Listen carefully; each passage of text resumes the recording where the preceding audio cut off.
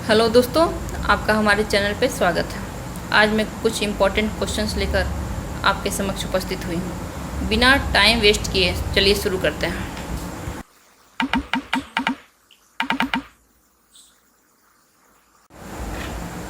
चलिए पहले प्रश्न को देखते हैं। निर्मल वर्मा के किस उपन्यास में एक किशोरी काया के युवती बनने के बीच के अंतराल की मनःस्थितियों, रहस्य, आतंक, भोलापन, अकेलापन आदि का अंकन स्मृति चित्रों के सहारे किया गया है? ऑप्शन है वे दिन, लालटेन की छत, रात का रिपोर्टर या फिर अंतिम अरण्य। चलिए आप लोग गेस कीजिए। तो इसका सही आंसर है ऑप्शन बी। ऑप्शन बी, लालटेन की छत। चलिए अगला प्रश्न देखते हैं। अगला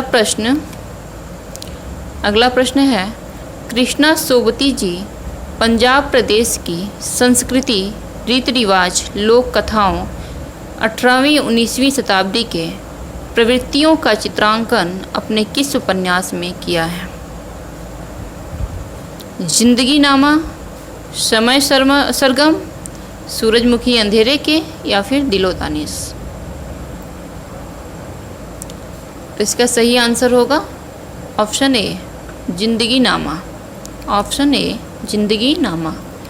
चलिए अगला प्रश्न देख लेते हैं। अगला प्रश्न वह कौन सा उपन्यास है जिसमें विश्वविद्यालय जीवन का चित्रण भगवती चरण वर्मा जी ने किया है? चित्रलेखा, आखिरी दाव, अपने खिलौने या फिर 3 वर्ष। कौन सा उपन्यास है बताइए? तो इसका सही आंसर होगा ऑप्शन डी। ऑप्शन डी, 3 वर्ष। चलिए अगले प्रश्न की तरफ बढ़ते हैं।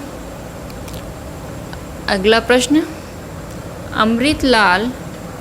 अमृतलाल नागर की वह कौन सी उपन्यास है जिसमें कथानक को एक संपादक के जीवन से संबद्ध करके तत्कालीन जीवन की जटिलताओं को उन्होंने चित्रित किया है? कौन सा उपन्यास है बताइए? अमृत और विष या फिर बूंद और समुद्र, बिखरे तिनके या फिर करवट। तो इसका सही ऑप्शन होगा ऑप्शन ए, अमृत और विष। Option A. चलिए अगले प्रश्न की तरफ। अगला प्रश्न, उषा प्रेमोदा जी ने अपनी किस कहानी में सेवानिवृत्त होकर व्यक्ति अपने ही परिवार में किस तरह फालतू हो जाता है का चित्रण किया है? बहुत फेमस उपन्यास है, बहुत फेमस कहानी है उनकी। फिर बसंत आ गया या फिर वापसी, एक कोई दूसरा या कितना बड़ा झूठ। तो इसका सही ऑप्शन होगा ऑप्शन बी, वापसी। ऑप्शन बी, वापसी। चलिए प्रश्न नंबर 6 है, पटकथा तथा अन्य कहानियाँ किसकी रचना है? पटकथा तथा अन्य कहानियाँ किसकी रचना है? भवानी सिंह, रतन वर्मा, अजय नावरिया या फिर वाल्मीकि। तो इसका सही आंसर है option C. Option C, Ajay Navariya. चलिए अगला प्रश्न देख लेते हैं। अगला प्रश्न, इनमें से कौन दूसरा सप्तक के कवियों में शामिल नहीं है? इनमें से कौन दूसरा सप्तक के कवियों में शामिल नहीं है? नरेश मेहता, भवानी प्रसाद, रघुवीर सहाय या फिर नेमीचंद जैन। उम्मीद करती हूँ सब बता पाएंगे इस प्रश्न का उत्तर। इसका सही उत्तर होगा option D, Nemichand Jain. Option D, sorry दोस्तों, ऑप्शन डी। ऑप्शन डी दोस्तों, नेमीचंद जैन। चलिए अगले प्रश्न को देख लेते हैं। अगला प्रश्न है, मैंने मांडू नहीं देखा किस विधा की रचना है? मैंने मांडू नहीं देखा किस विधा की रचना है? आत्मकथा, रेखा चित्र, संस्मरण या फिर रिपोर्टाज। किस विधा की रचना है बताइए। तो इसका सही ऑप्शन ए होगा। इसका सही आंसर है ऑप्शन ए। मैंने मांडू नहीं देखा आत्मकथा है। चलिए अगले प्रश्न को देख लेते हैं। अगला प्रश्न, तपेदिक की मरीज मन्नो की कथा किस कहानी में चित्रित है? तपेदिक की मरीज मन्नो की कथा किस कहानी में चित्रित है? जिंदगी और गुलाब, मैं हार गई, बादलों के घेरे या फिर सुहागिनें। तो इसका सही आंसर होगा ऑप्शन सी, बादलों के घेरे। चलिए अगला प्रश्न देखते हैं। अगला प्रश्न है, नारी का आकर्षण पुरुष को पुरुष बनाता है। नारी का आकर्षण पुरुष को पुरुष बनाता है, तो उसका अपकर्षण उसे गौतम बुद्ध बना देता है। यह संवाद किस नाटक का है? पैर तले की जमीन या फिर लहरों के राजहंस, आषाढ़ का एक दिन या आधे अधूरे। तो इसका सही आंसर होगा ऑप्शन बी, लहरों के राजहंस। लहरों के राजहंस। चलिए अगले प्रश्न की तरफ। अगला प्रश्न है, सिद्धों और योगियों की रचनाओं का जीवन की स्वाभाविक अनुभूतियों और दशाओं से संबंध नहीं है, अतः वे शुद्ध साहित्य के अंतर्गत नहीं आती। यह कथन किसका है? यह कथन किसका है? धीरेन्द्र वर्मा, हजारी प्रसाद द्विवेदी, रामचंद्र शुक्ल या फिर मुनि जिन विजय। किसकी रचना है? किसका कथन है? सॉरी दोस्तों, किसका कथन है ये? Ramchandra Shukla, option C. चलिए अगले प्रश्न की तरफ देखते हैं। अगला प्रश्न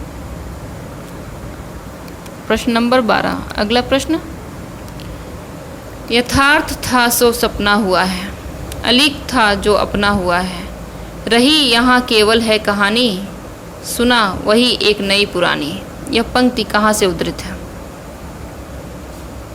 मन की लहर, मयंक महिमा, मिलन या फिर साकेत। यह बताइए, यह पंक्ति कहाँ से उद्धृत है? इसका सही आंसर होगा ऑप्शन डी, साकेत। साकेत। चलिए अगले प्रश्न को देखते हैं। अगला प्रश्न, वह काव्य जिसमें द्रौपदी के चरित्र का चित्रण नवीन दृष्टि से किया गया है। वह काव्य जिसमें द्रौपदी के चरित्र का चित्रण नवीन दृष्टि से किया गया है। ऑप्शन पांचाली, ऑप्शन बी मेधावी, ऑप्शन सी राह का दीपक, ऑप्शन डी अजय खंडहर। इसका सही आंसर है option A, option A Panchali. Panchali. चलिए अगले प्रश्न को देखेंगे। वह काव्य जिसकी कथा वस्तु व्यास के महाभारत पर आधारित है। वह काव्य जिसकी कथा वस्तु व्यास के महाभारत पर आधारित है। रश्मिरथी या फिर उर्वशी, कुरुक्षेत्र या द्वंद्व गीत। चलिए इसका सही आंसर बताइए। इसका सही आंसर होगा option C, Kurukshetra. Option C Kurukshetra. चलिए अगला प्रश्न देखते हैं। अगला प्रश्न है, कामायनी को मानव चेतना के विकास का महाकाव्य किसने कहा है? कामायनी को मानव चेतना के विकास का महाकाव्य किसने कहा है? आचार्य रामचंद्र शुक्ल, नंद दुलारे वाजपेयी, डॉक्टर नामवर सिंह या फिर डॉक्टर नगेंद्र। किसने कहा है मानव चेतना के विकास का महाकाव्य? तो इसका सही आंसर होगा option D, doctor Nagendra. Option D, doctor Nagendra. चलिए अगला प्रश्न देखते हैं।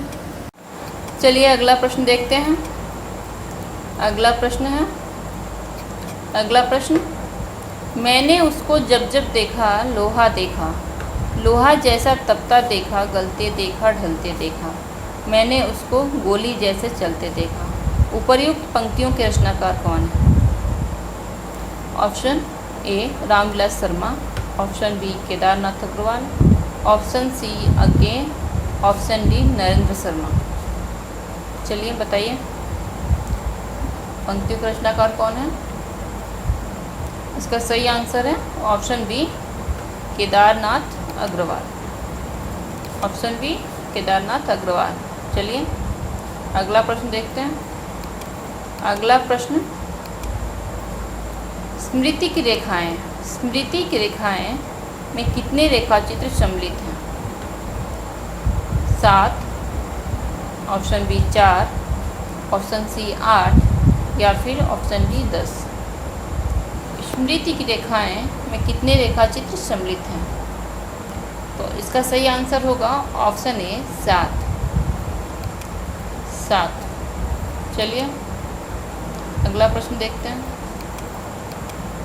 अगला प्रश्न, हिमसार के रचनाकार कौन हैं? डॉक्टर रामकुमार वर्मा, डॉक्टर रघुवीर सिंह, ब्रजनंदन सहाय या फिर वियोगी हरि।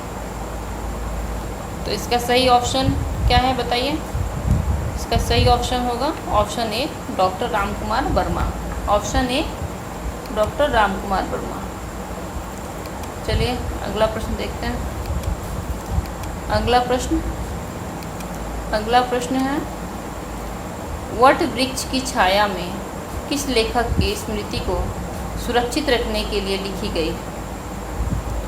वट वृक्ष की छाया किस लेखक की स्मृति को सुरक्षित रखने के लिए लिखी गई? कमलेश्वर या फिर अमृत राय, हजारी प्रसाद द्विवेदी या अमृतलाल नागर। चलिए बताइए इसका सही आंसर होगा ऑप्शन डी अमृतलाल नागर। चलिए अगले प्रश्न की तरफ। अगला प्रश्न, इनमें वे कौन से पश्चिमी विचारक 20वीं सदी में मौजूद नहीं थे? इनमें वे कौन से पश्चिमी विचारक 20वीं सदी में मौजूद नहीं थे? रिचर्ड्स, रोचे, फ्रायड या फिर कालरेज। कौन मौजूद नहीं थे 20वीं सदी में बताइए? तो इसका सही आंसर है ऑप्शन डी कालरेज। अच्छा अगले प्रश्न को देखेंगे। अगला प्रश्न, अयोध्या सिंह उपाध्याय द्वारा रचित रीति ग्रंथ का नाम क्या है? रसकलश, रीति सर्वस्व, रसपीयूष, रसरत्नाकर। क्या है बताइए? इसका सही आंसर होगा ऑप्शन ए रसकलश। आज के लिए इतना ही। चलिए पिछले दिनों जो वीडियो मैंने अपलोड किया था उसमें मैं कुछ होमवर्क दी थी आपको। चलिए उस होमवर्क को देख लेते हैं। एक होमवर्क दी थी, उस होमवर्क को देख लेते हैं। होमवर्क है, केशव दास को कोर्ट का कवि किसने कहा है? केशव दास को कोर्ट का कवि किसने कहा है? तो इसका सही आंसर होगा option B doctor Vijaypal Singh. अच्छा आज के लिए आज का होमवर्क होगा आपके लिए। आज का होमवर्क है आपके लिए, हाइकू 1999 संकलन का संपादन किसने किया? हाइकू 1999 संकलन का संपादन किसने किया? डॉक्टर कमलेश भट्ट या फिर डॉक्टर महेश्वर तिवारी, डॉक्टर सुधा गुप्ता या डॉक्टर भगवत शरण अग्रवाल। तो आज के लिए इतना ही। धन्यवाद।